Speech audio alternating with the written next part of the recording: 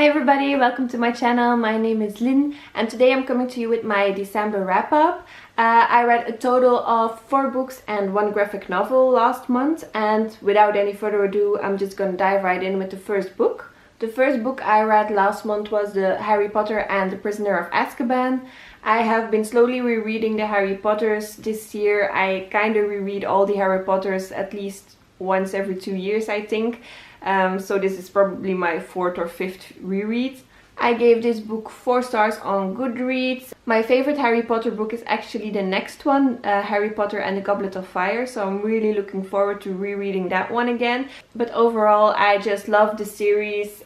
The reason why I reread the books of Harry Potter that often is because I just want to be at Hogwarts with them and go to the lessons. It's not really that much about the story. I mean, the story is really good, but why I'm rereading these books is because I love to be in that magical world and just journey through that world with all the characters that I love so much. And yeah, I'm really happy that I reread this book again, and I'm very much looking forward to reading The Goblet of Fire. The second book I read in the month of December is Girls of Paper and Fire by Natasha and Ngan. I hope I said that right.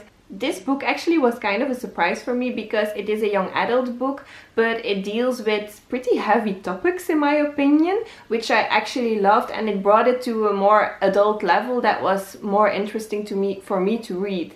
But basically we follow a young woman who lives in a tiny village, and one year when she is about 17 I think, she gets taken to the palace of the king with a bunch of other girls, and they all have to learn to become courtesans, which basically means they have to learn the art of seducing and basically having sex. But this king is really a horrible creature, and obviously she doesn't want to have sex with him, and we follow her through that story. But what's interesting about this world is that you have different kinds of monsters.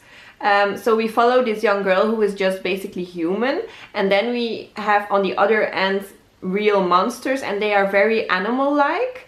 So it's really difficult to picture, but in essence they are human, but they look like animals. And then you have something in between, and that is humans with like fox ears or a dog's tail or something. So basically humans but with little animal things about them. So that was really unique and interesting. And what I also loved so much about this book is that it is such an atmospheric book, and it really reminded me a lot of Memoirs of a Geisha. I don't know if you have read that book or seen the movie, but it's very Japanese inspired. This book, The Girls of Paper and Fire, also has a lot of Eastern things, the clothing, the way they drink, the way they act, the way they do their hair, the kind of parties. It all is very atmospheric. So I ended up giving this book a 4 out of 5 stars because I absolutely loved it. I'm probably gonna do an in-depth review about this book because it's fairly new, and I don't know, I just liked it, and then I like doing reviews about books that I liked. But yeah, if you haven't read this book, I definitely recommend it. But I think you have to be aware of the trigger warning, so it's really a lot about sex, about rape, about abuse. There's also some animal cruelty in there. So if you're not up for that, then don't read this book. But just when you go into the book and you want to read it, then you have to be aware of those things. So the next book I read was actually this graphic novel, the first volume of Saga. I have heard so much good things about it that I just thought, well, I just check it out for myself. So this graphic novel is actually about a kind of interstellar war. We have this woman and this man, and they are from different planets. I actually think she's from a planet and he's from a moon of that planet, but the war is actually in all of the galaxy. They just move it to different planets, and apparently they have fallen in love, and she is pregnant with a baby when the story starts, and she actually gives birth to the baby. That's a little baby girl. I actually liked this. I thought it was very unique. I kind of liked the characters, mainly the guy. I really kind of enjoyed him. He had some interesting things that I think are going to be developed a bit more throughout the story. And yeah, I gave this one 4 stars, and I'm actually really looking forward to reading more of it. I still need to go to the store to get all the books. I'm not really sure, but I think there's like 9 volumes or something. So lots to read. Then the next book that I read in the month of December was The Tattooist of Auschwitz by Heather Morris. This was kind of a big disappointment for me, I'm going to be honest here. I have been wanting to read this book for some months now. I actually borrowed it. This is a library book. I actually borrowed it from the library in the summer but didn't get to it then. And now I finally read it in December.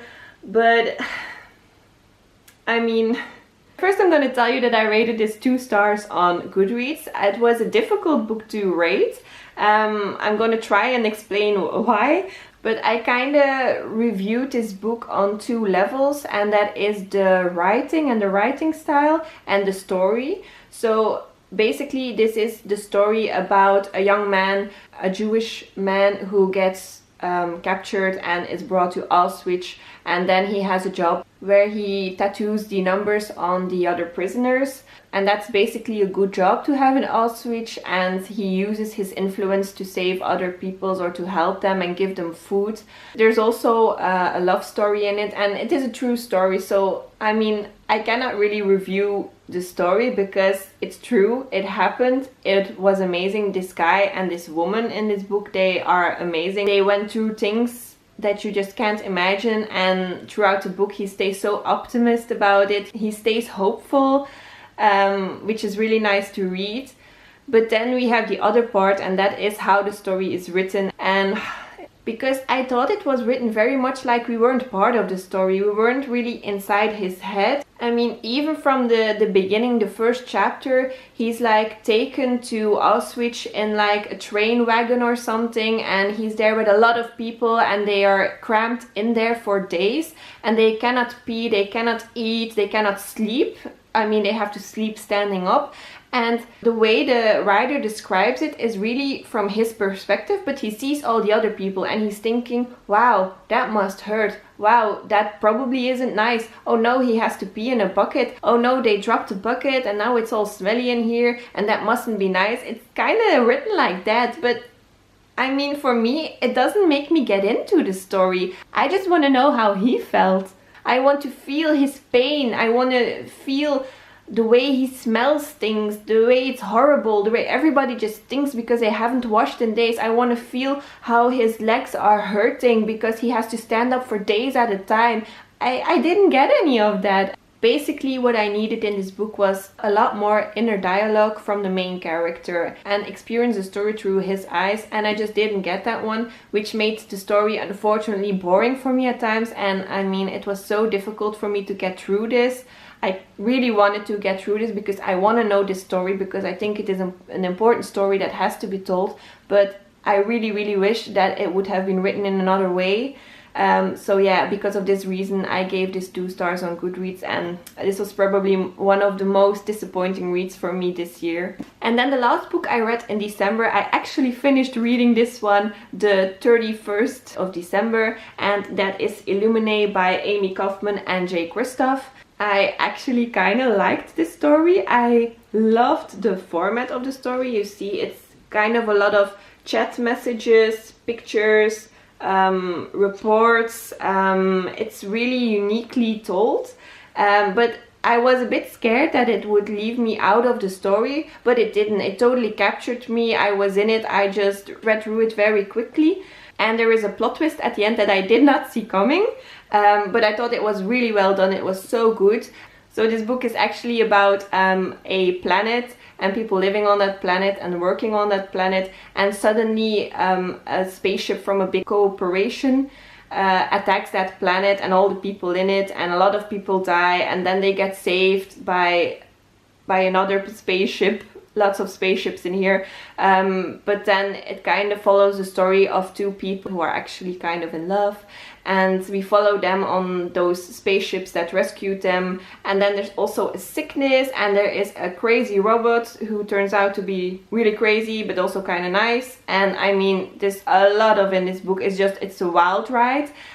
So yeah, I gave this one 4 stars on Goodreads, and I'm really excited to read the second and hopefully the third one once I get my hands on it. So this was my December wrap up. I hope you enjoyed this video, and I hope to see you all soon. Bye!